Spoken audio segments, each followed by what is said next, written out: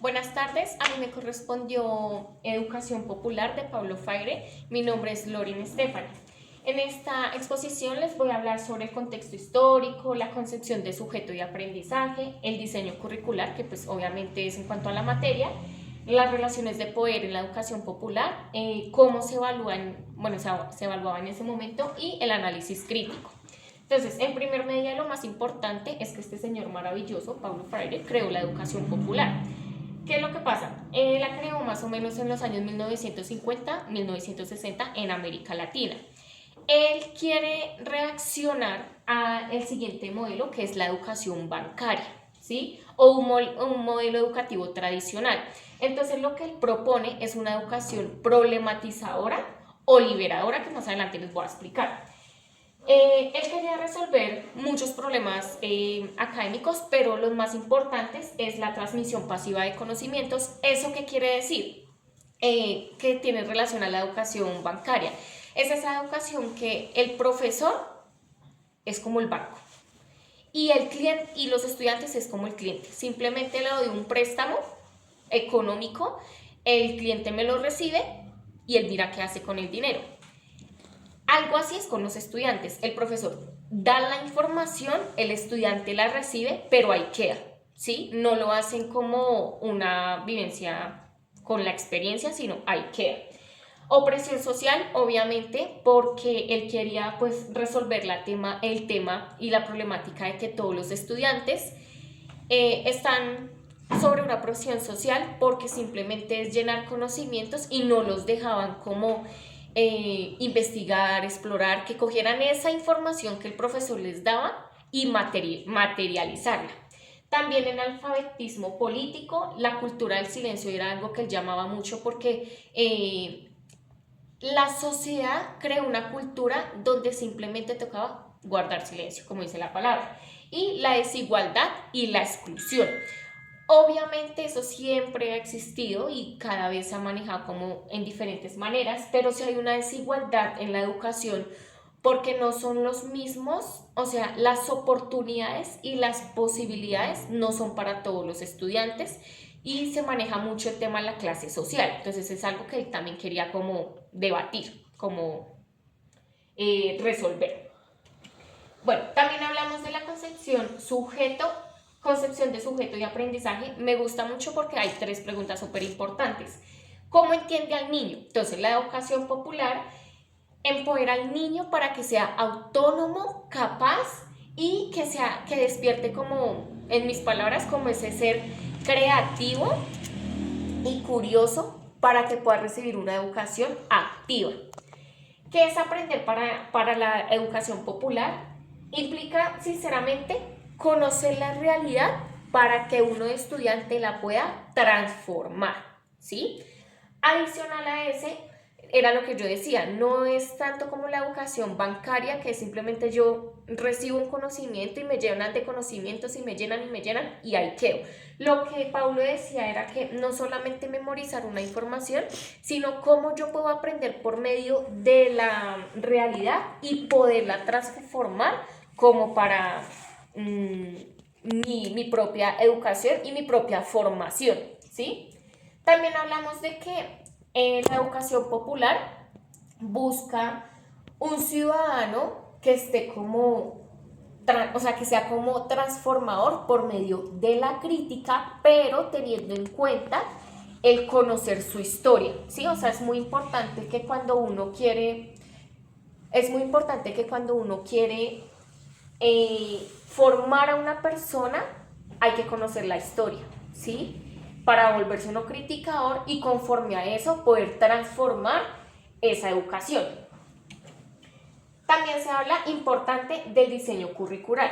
El diseño curricular tiene cuatro cosas. La primera, ¿quién define qué se enseña?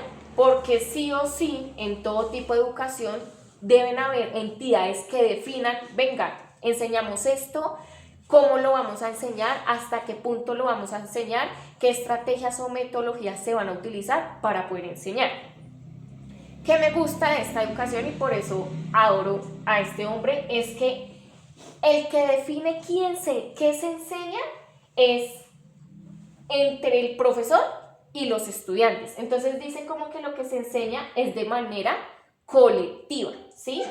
Y hay una parte muy importante que él habla y es el diálogo. Entonces es esa vaina que pues obviamente no se va a enseñar todo lo que el estudiante quiere, sino también se necesita seguir un currículo y como lo necesario y lo que se, sí, como lo necesario y lo que se va a utilizar para esa educación. Pero venga, yo le pregunto al estudiante si por medio de un diálogo qué podríamos enseñar con este tema, cómo lo podríamos enseñar, cómo quieren aprender. Entonces él manejaba mucho eso de que eso lo define de manera colectiva por medio del diálogo. ¿Hay un currículo oficial? No, no lo hay. Lo que les decía, no utiliza un currículo predeterminado, sino que se basa en la construcción de lo cultural y lo real. Entonces, cómo esos estudiantes, en medio de su cultura, podemos transformar una realidad para poder enseñar y así mismo aprender. ¿Es flexible? Sí, es flexible, dinámico y contextualizado. Que me gusta es que se construye a partir de temas generadores, y era lo que decía anteriormente, como una educación problematizadora, ¿sí? Adicional a eso, está el tema de cómo se organizan los contenidos que se van a enseñar.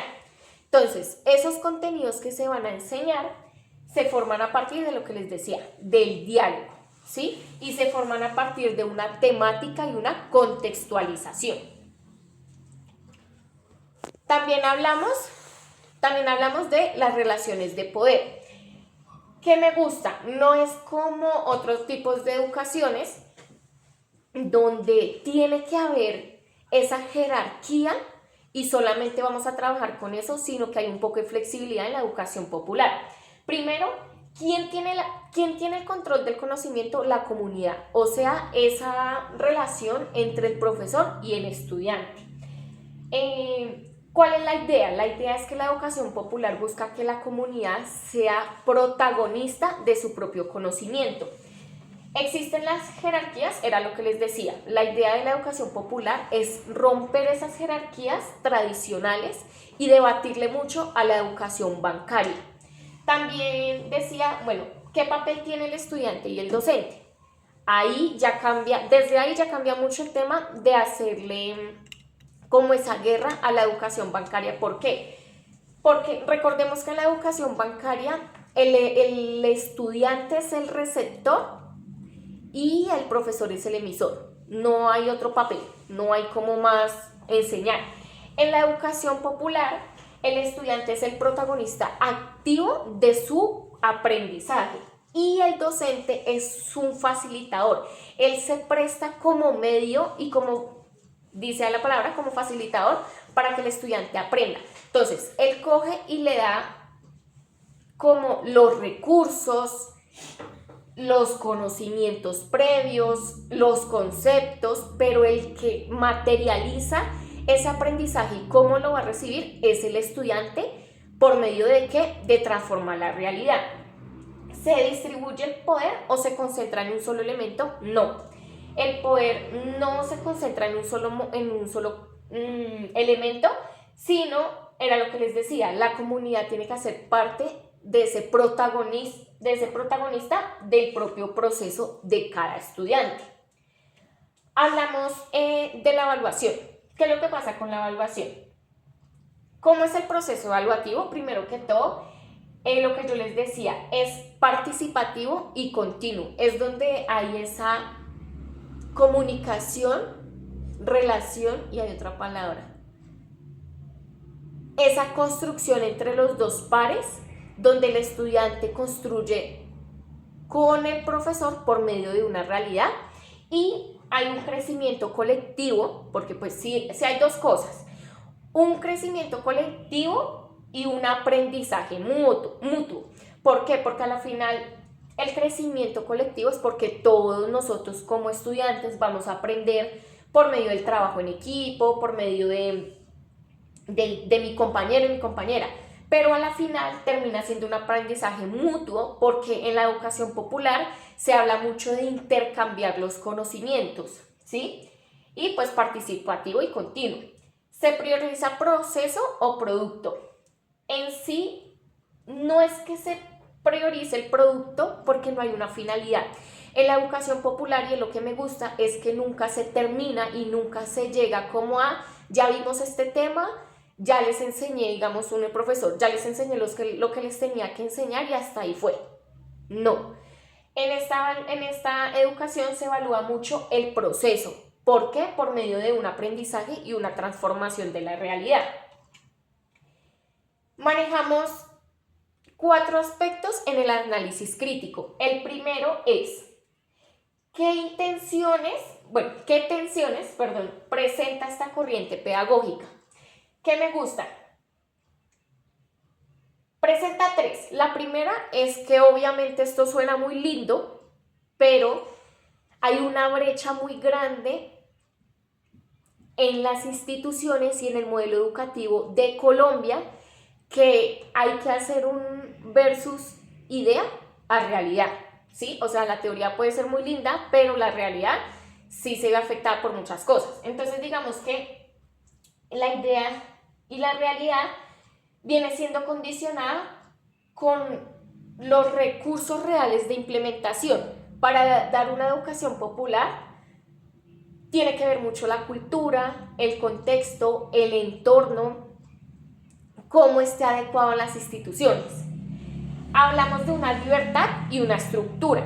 Esta libertad de estructura es equilibrar la autonomía con los objetivos, ¿sí? Y también se habla de una adaptación a estándares, que quiere decir ajuste a educación tradicional.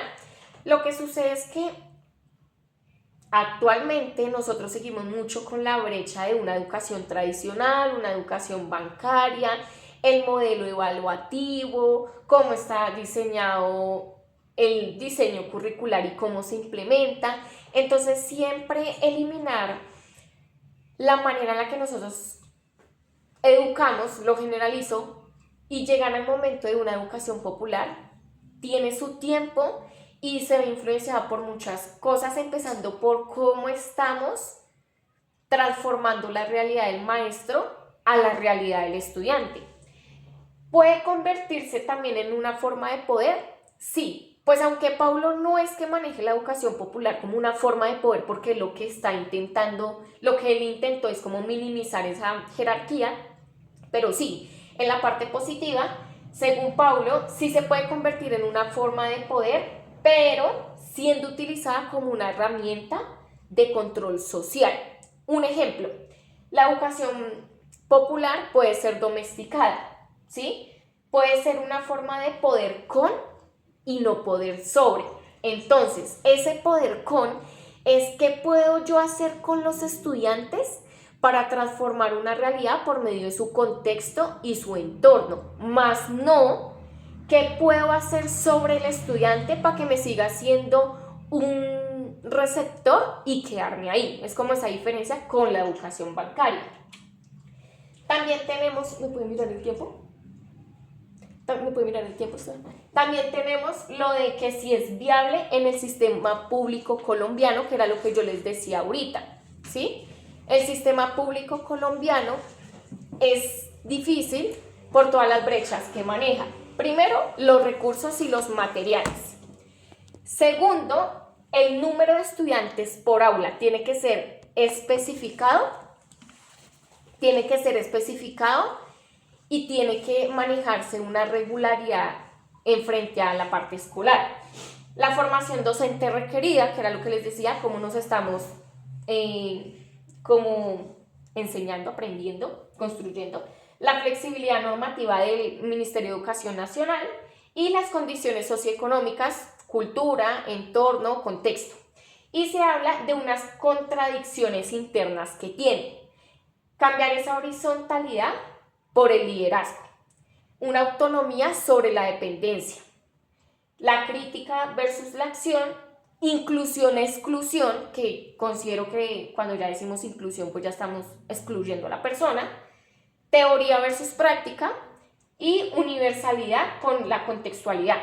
La educación popular, según Paulo, es universal, pero ¿qué tanto se puede manipular conforme al contexto de cada estudiante? ¿Sí? Dice que la teoría es súper linda, pero ¿cómo la podemos aplicar en la práctica? Desde nosotros que estamos siendo docentes de formación en nuestras prácticas, que a la final hay momentos en nuestra práctica donde seguimos con la educación bancaria y se nos dificulta mucho manejar el tema de la educación popular, una educación más problematizadora, libertadora y transformadora de acuerdo a la realidad. Y pues eso sería básicamente lo de la educación popular de Pablo Fraile. Espero les haya gustado, la apliquemos y la materialicemos. Muchas gracias.